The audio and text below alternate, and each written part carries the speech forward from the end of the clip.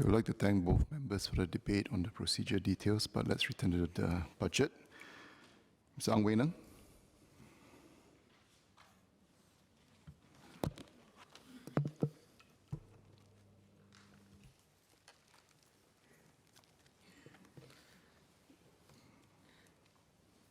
Mr. Speaker, sir, I would first like to declare my interest as a CEO of ComfortDelGro taxi business.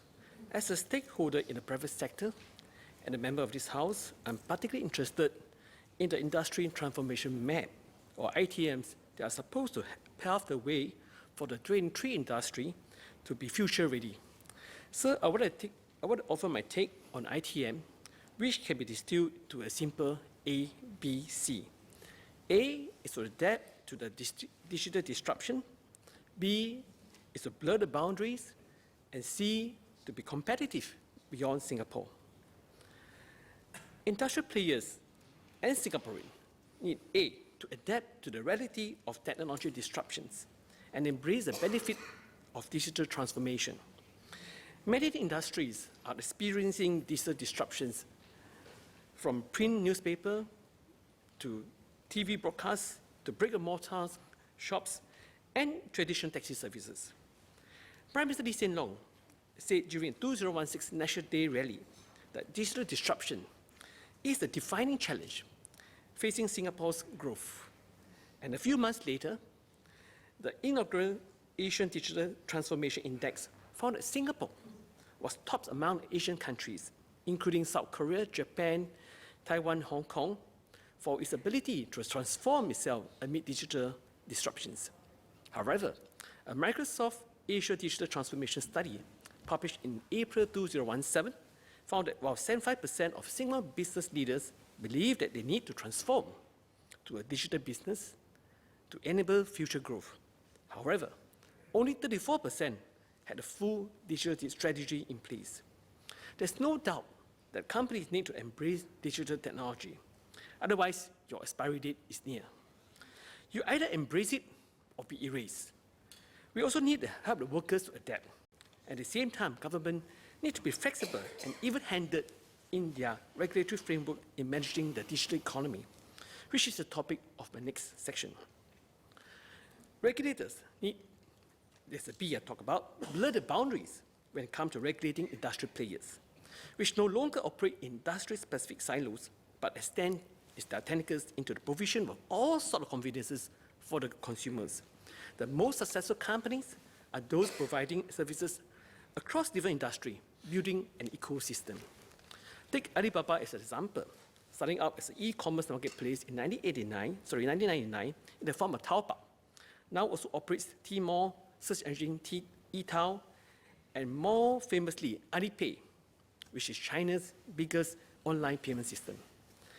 It has further ventured into finance and banking with its Ant Financial Group. Between 2016 and 2017, in one single year, Alibaba enjoyed a stunning 56% increase in revenue to over $22 billion. Closer to home, we have an Indonesian ride-hailing company called Gojek, started off as a motorcycle hailing company in 2010. Today, it offers private car and cabs, as well as on-demand services from beauty to massages to home cleaning and food and cargo deliveries. And like Alibaba, Gojek has also launched an e-wallet called GoPay. And GoPay even facilitates mobile transfer between accounts and cash withdrawals from ATMs at partnering banks. And Gojek is now worth $2.5 billion. We need to encourage such creative diversification from our own entrepreneurs, and hence regulatory bodies need to rethink how to regulate such multi-modal industry or ecosystem differently. It's important to strike a balance between over-regulation, which will stifle creativity, or under-regulation, which might create unfair competition to existing players.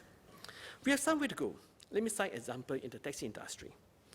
Given the onslaught of cheap money and the guise of ride-hailing technology, all the taxi companies in Singapore has no choice but forms alliance with the two dominant ride-hailing companies. For commuters, it means more choices, as they can now hail taxi from the taxi stand, from the routes, from the street, and from the taxi company call center or apps, as well as through the ride-hailing companies under different pricing mechanisms. This is pleasing to the commuters, where you put taxi company into a tight spot. This is because taxi companies are regulated by Land Transport Authority under its Quality of Service or QoS framework, and one of the criteria to demonstrate good quality of service is that at least 90% of the taxi requests made by commuters through the phone or have to be matched with taxi, which 100 calls, 92 calls must be matched with taxi.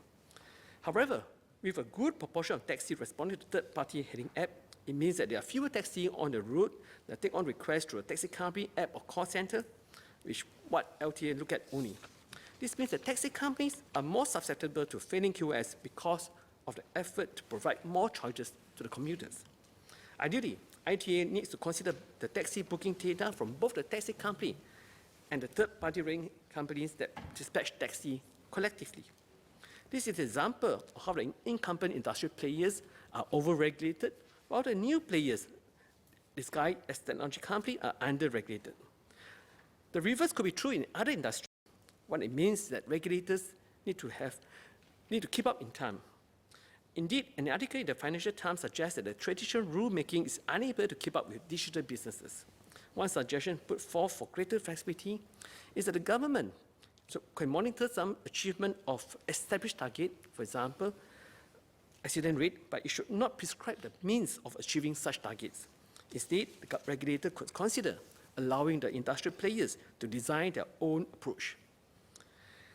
C, one of the ultimate outcomes of the ITM ought to be making our local companies to be more competitive, not just locally, but also regionally and perhaps even globally. Coming back to the transport industry, we note that the Minister for Finance has set aside $5 billion from the 2017 budget surplus to set up a new rail infrastructure fund.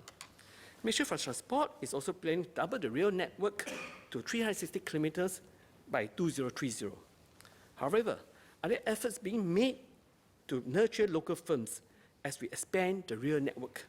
Can the local firms eventually construct MRT tunnels? Can homegrown technology companies eventually build trains or provide the signaling systems? And let's look at the train tunnels alone. Most of the tunneling works in Singapore are undertaken by foreign companies like the Japan-based Nishihashu Constructions, the China-based Shanghai Tunnel Engineering, and German-based Jublin. And local construction companies typically take on the role of the subcontractor to these foreign companies. Similarly, for rolling stock, such as the physical train itself, and the signaling system, which is the brain of the train system, they are primarily provided by the foreign firms such as Thales from France, Alstom or Siemens from Germany, Bombardier from Canada, and Kawasaki from Japan. From the inception of our MRT system until today, 30 years has passed, we have to rely on these foreign companies to replenish our rolling stock, to upgrade our train, to upgrade our signaling system. In fact, the current signaling system in many MRT lines looks like a black box to us. In 12 years' time, when we double our train network length, will we face the same problem? Many of these large international companies grew with government support. Thales, for example, formerly known as the Thomson CSF and Thomson SA, had the support of the government to privatize in 1998. The move had helped the company to expand globally. For Alstom and Siemens, they are competitors, but they merged a train building business recently with the support of the government in order to compete better with China. Bombardier was founded in 1942, and as recently as last year, the Canadian government provided interest-free loan worth over $370 million to the company to support its project. How about Singapore? Given our size and our market, we may not be able to nurture a local company to be as big as Bombardier overnight. However, could the government require overseas firms that involved in future train projects to form joint venture with our local companies? Of course, this will be advantageous as working with these multinational companies will allow us to learn their expertise, their technologies, and their processes.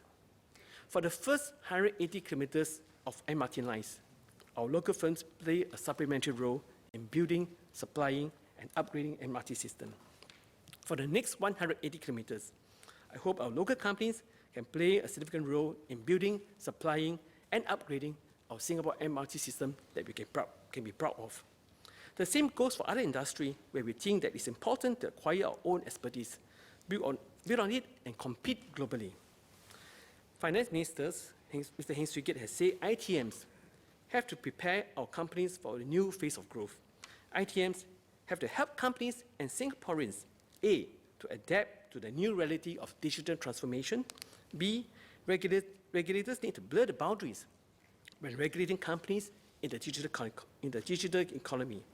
And ultimately, ITMs have to nurture local companies to be competitive, not just locally, but also to win contract and business in the region and the world. And perhaps this ABC of the 8 ITMs could be seen as part of a foundation to propel us to the future. Mr. Speaker, sir, before I end my speech, I would like to comment on what Mr. Sylvia Lim said about inequality of a society. She noted that the income level of the rich and the poor, the gap is increasing, and asked what the government has done to narrow the gap. I just want to explain to her that I also have quite a number of rental flats, 462 flats in my division, and we have been capitalizing on some of the government's policy to help our rental flat residents. For example, I think there's this Fresh Start scheme that helped the rental flat residents to buy a new flat. And this is what we've been trying to help in my rental flat residents. And I always tell them the success is help them move out of the rental flats.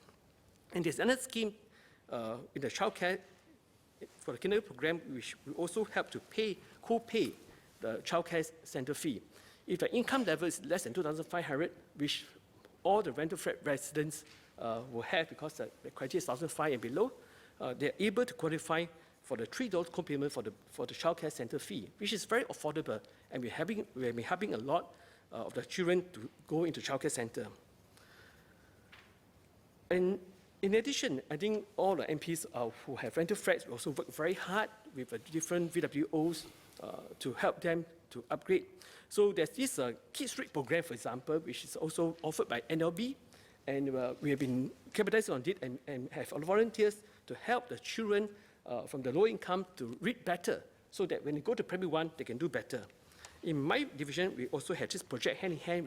We get many volunteers and donors to help to give food to our residents every month or every other month.